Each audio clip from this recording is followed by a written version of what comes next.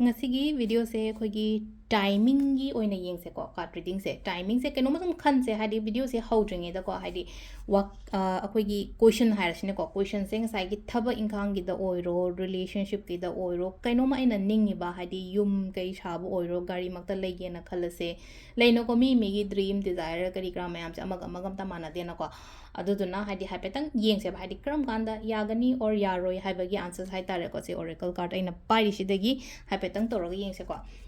keno tause ai trying to lo thoke ko trying to se shai shai rashi ma pa do dai toroga yeng ase ko card se katang pick pagi tot pa nungai tre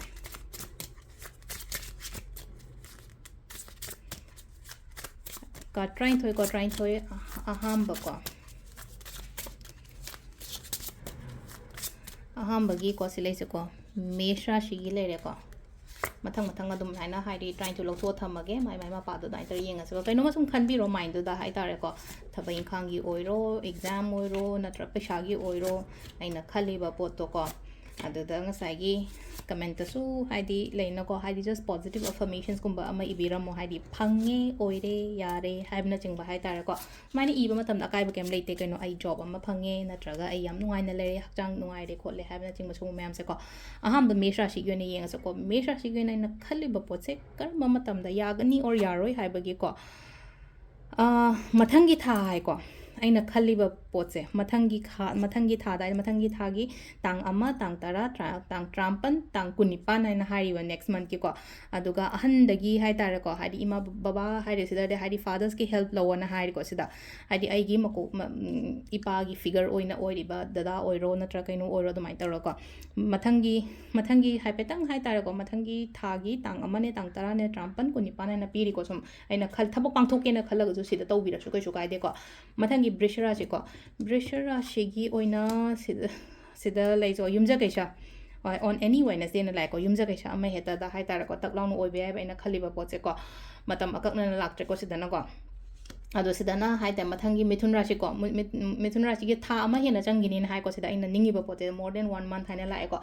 karkar rashi gi na hadi sila on any friday and like na hadi irai numit ama heta da adumaina gumba oi be ai na khali ba pot se ko singa rashi ko singa rashi ge na hai tar ge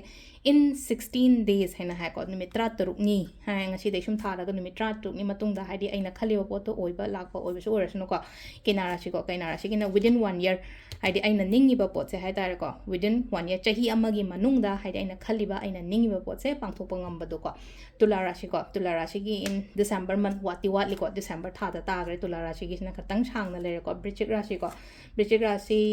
hilai se